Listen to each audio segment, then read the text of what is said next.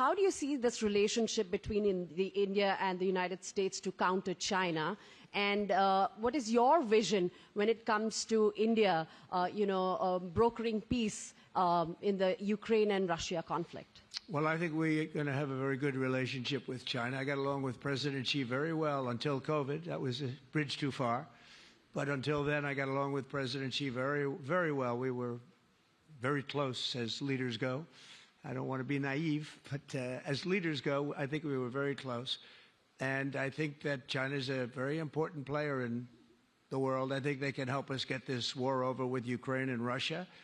And I look at India, I do see the skirmishes on the border, which are quite vicious, and I guess they continue to go on. If I could be of help, I'd love to help, because that should be stopped. That's been going on for a long time, and it's quite violent. It's quite violent, but I would hope that China and India and Russia and U.S. and all of us can get along. It's very important. The power of weaponry today is, and not only nuclear, but nuclear in particular, the power of weaponry is very important. I said before that I had very constructive talks in my first term with President Putin about the denuclearization of the two countries, and then we were going to go to China after we worked some kind of a deal. And we, at the confines of a deal, I thought he really wanted to do it, so did I, denuclearize. And it's such a beautiful term when you think about it. In other words, to bring it down, because the power of those weapons is too great.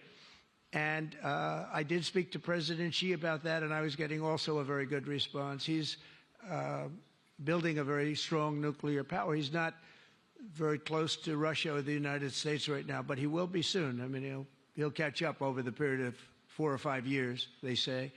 But it would be a great thing if we could, on a military basis. We're going to spend this year $915 billion on military. Russia, without the war, was spending close to 100, but with the war, I can't tell you what they're spending, but they're spending a lot. And China is spending $400 and $450 billion.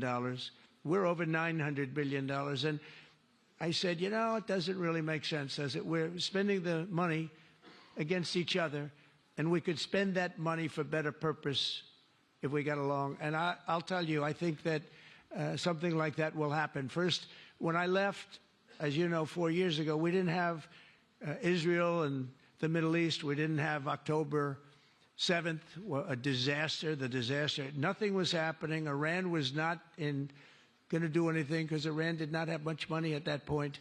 They were broke. They were totally broke. They didn't have money for Hamas or for Hezbollah. And you didn't have Russia with Ukraine, and that would never have happened.